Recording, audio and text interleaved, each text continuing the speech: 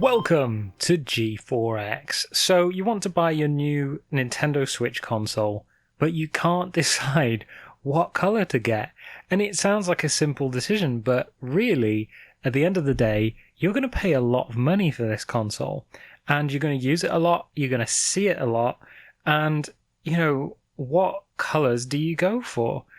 When you think about it, the amount of money you're paying for this console, I mean, say if you lived in the UK like me, you could go to Paris for a week on that money. You could buy a laptop. You could use that money for a lot of different things. So if you're going to invest in buying something, no matter what it is, you want to make sure you get the right model, the right product for you. And the color thing just seems to be like this issue for me that I've gone back and forth on so many times. And I'm assuming that if you're watching this video, there's loads of you out there who've got the same problem. You just don't know which color to get, and you like both of them. And, there's a lot of things to consider when choosing the color that you want. So I thought I'd go through a couple of things that I've thought about, which might help you to kind of make your decision, and also explain to you why I chose to cancel my pre-order and order a different color. So originally, the grey and black version was shown in the sort of original teaser trailer for the Switch that I think was the first time anyone had actually seen what it looked like. And everyone thought it was great. And then when we got the Nintendo presentation from Japan that told us all about the Nintendo Switch, it actually showed us the neon colours. Now, as you might be aware, in Japan you can have two blue Joy-Con with your console, two red Joy-Con, or a mix and match, or you can have grey. In fact, you can opt on their website to pick either left and either right Joy-Con. So you could have, say, a right grey one and a left blue one, or a left red one. It doesn't really matter. But in the West, you'll find that you've only got two options. You've got the one with the blue left Joy-Con, red right Joy-Con, or all grey. So we're kind of all in this little position now where we want to decide what colour we want when we order our Switch. So I originally saw the neon and I spoke to my best friend about this, and he was like, yeah, that looks awesome. It's brightly coloured. You get that child in you kind of jumps out and you're like, that looks so cool because it's so striking. And that's kind of one of the problems, which I'll get to in a minute. But my initial reaction was, yeah, I'm going to get the brightly coloured neon Joy-Con version. And I was happy with that decision. It was something I was looking forward to up until about 2 days ago. And the thing is, with these coloured Joy-Cons, is they do look great. And part of the reason I wanted to get them was because, do you remember when the N64 came out? Well, I don't know how old you are, but if you're a bit younger, you might not remember this. But when the N64 came out, it only came out with the grey controllers and the dark greyish black console.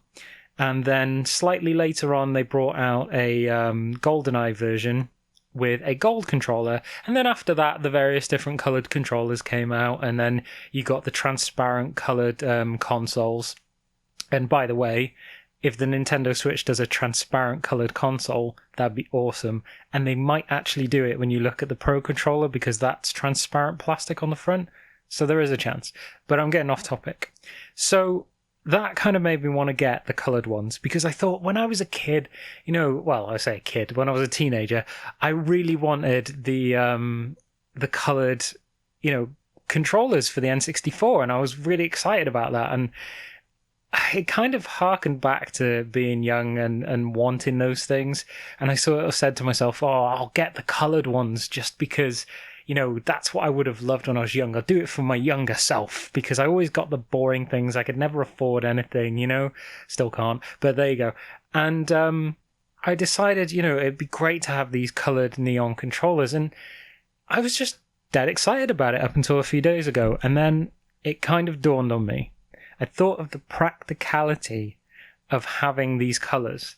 And here's a couple of points I wanted to bring up with you guys, that if you're trying to make your decision, you can just take these points on board and maybe it will help you make a more defined decision. So my couple of good things about the colors is one, it's really striking, it looks cool, especially in handheld mode, right? Another good point is if you're playing two-player with someone, one of you is red, one of you is blue. It harkens back to that kind of whole red versus blue, player versus player, and also, you know who is who. Are you the red player, or are you the blue player? So that is a cool aspect of it, but that's kind of superficial. So let's think about the practicalities of actually having these colors. So if you had a grey console, and let's say your console is in front of your TV or at the side of your television, and you're playing on Zelda, right? And you just take your console out of the dock and you play it handheld. Brilliant, no problem. But what if you're playing that game for 8 hours and the entire time at the front of your television or to the side of your television are these bright neon controllers on the either side of your dock, and they're distracting. They're always in the corner of your eye, these neon colors, while you're playing on your television. I mean, do you really want to have to hide your console behind your TV or somewhere in a cabinet or something just so that it's not distracting you while you play the game? And okay, you can take the Joy-Con off the tablet while it's in the dock, but I mean, that's just a pain. Like, why should you have to do that just so you can play on the TV? Every time you put it in the dock, are you going to have to take the two Joy-Con off, then put them somewhere where they're not going to get covered in dust and dirt and everything, and, you know, have to put them back on if you want to go handheld? I mean, surely the whole point of the Switch is that you can just pop it in the dock and then take it out and carry on playing no matter where, right? But if you're taking the Joy-Con off the console constantly and putting them back on because they're distracting and they're in the corner of your eye and you can always see these bright colors, especially if it's dark and the TV illuminates them, they're just going to stand out like a sore thumb. So that's one of the issues that popped into my head, and that was probably the first big issue that made me think about all of this. Yeah, so then there's also when you're in handheld mode. I think personally when it's in handheld mode, the neon colors look great. However, I went back and watched some footage of people hands-on trying out the Switch, and I watched them playing Mario Kart and Zelda and a couple of other games, and I had to admit, when they were using the grey version, I was looking at the game, and when they were using the neon controllers, the neon Joy-Con on the console handheld, I was looking at the controllers the whole time. I wasn't looking at the screen properly. I was kind of half looking at the neon colors and half looking at the screen. And I think that's how it's going to be when you're playing it. You know, it's always there, right at the side of the screen, two bright neon colors. And that's a problem. You want to be immersed in what's on the screen. So then there's a few other little aspects about it. Is what if you're out and about in public and you're holding this fairly large sort of tablet? I mean, it's like 6.2 inches, so the whole tablet's about 7 inches. Then you've got the Joy-Con on the side. I mean, what do you do? Think about it. People are going to notice straight away, oh, he's got a Switch, or she's got a Switch, or he and she have got this bright, neon thing in their hand. What's that? And then they will see what it is and see how much that costs, and it might be stolen from you. So, no matter whatever handheld console you've got a chance of it being stolen. Someone's going to see it, and they're going to go, "Ooh, expensive piece of kit, I'll try and steal that from this person," or mug you, even worse. And with a neon version, it's going to stand out like a sore thumb. People are going to notice that in a train station, like, instantly. So that is another thing to keep in mind. Another thing is if you're trying to show your friends, like, hey, the Switch isn't that bad. Like, I know you probably think it's crap, but it's actually really cool. And they're looking at it and going, wow, it actually is a really interesting piece of technology, and this is kind of cool. I like this.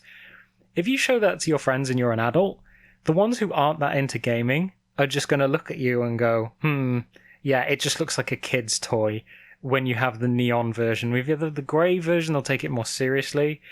I mean, that might not be a big issue for a lot of people. I find, and there's a strange issue, is that if you've got kids, or there's kids around in your family or whatever, they're going to see the neon colors and they're going to like moth to a flame, and you're going to end up with a scratched screen, broken console, Joy-Con missing. You know, kids see neon stuff and they go straight for it. You know, you might have a little kid, and if you're playing with the grey version, they'll think, oh, expensive piece of technology, I won't touch, you know, your mum or dad's, you know, things, because they might break it. But if they see it and it looks like a toy, they're going to go straight for it and want to play with it. So that's another thing to keep in mind. Another thing to think about is also, you know, having those neon colors look great. But when I sat down and really thought about it, it does bring one thing to mind. That the console, it just cheapens the console. Think about how much money you're paying for it, and think about the technology that's inside that console and the Joy-Con.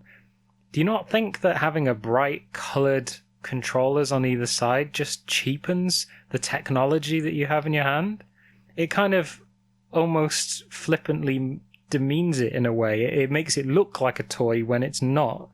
I mean, that's something that you could... I mean, I admit, you know, many people probably don't agree with that. That's fair enough. You're entitled to your opinion. And to be honest, my opinion is not definitive. I feel both ways about it. I feel like it cheapens it, but at the same time, it makes it look really cool. But then again, from a practical standpoint, I just decided that it's too much of an eyesore. I can't sit and play a game with that in the dock and have it in the corner of my eye the whole time.